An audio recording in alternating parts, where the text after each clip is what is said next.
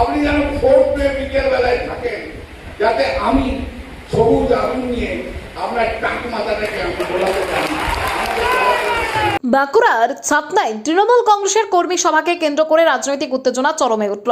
তৃণমূল প্রার্থী স্বপন কুমার মণ্ডলের সমর্থনে আয়োজিত এই সভায় প্রধান বক্তা হিসেবে উপস্থিত ছিলেন তৃণমূলের সাংসদ কল্যাণ বন্দ্যোপাধ্যায়। সভা থেকে বিজেপি এবং কেন্দ্রীয় স্বরাষ্ট্রমন্ত্রী অমিত শাহকে কড়া ভাষায় আক্রমণ করেন তিনি।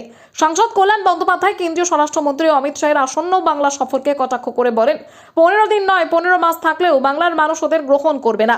তার এই মন্তব্যের মাধ্যমে স্পষ্ট রাজনৈতিক বার্তা দেওয়া হয়েছে যে বাংলায় বিজেপির প্রভাব বিস্তারের চেষ্টা সফল হবে না বলেই মনে করছে তৃণমূল শিবির।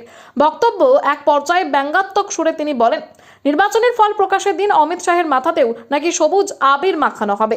তাই এই মন্তব্যে সভাস্থলে হাসির রোল পড়ে এবং উপস্থিত তৃণমূল কর্মী সমর্থকদের মধ্যে ব্যাপক উচ্ছ্বাস লক্ষ্য করা যায়।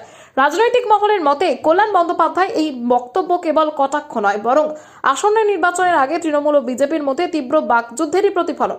ছাতনার এই কর্মী সভা একদিকে যেমন স্বপন কুমার মণ্ডলের প্রচারের গতি বাড়ালো, অন্যদিকে জেলার রাজনৈতিক উত্তাপকেও অনেক গুণ বাড়িয়ে দিল।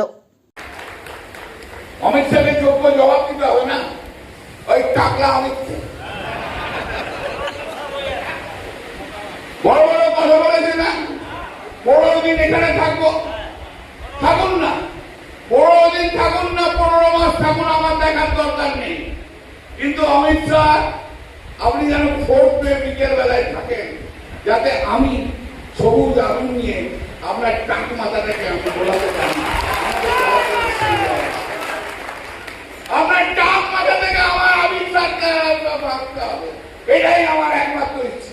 আপনি 15 মাস 15 বছর থাকুন, বাড়ি করুন, সংসার করুন, ফ্যামিলি নিয়ে আসুন, মনে করলে আরেকটা ফ্যামিলি করুন, কিন্তু তার জন্য কোনো অসুবিধা নেই। কিন্তু আপনি ফোর্থ মে নিয়ে কিন্তু থাকবেন, আপনার টাক মাথায় আমি একটু ভালো করে সবুজ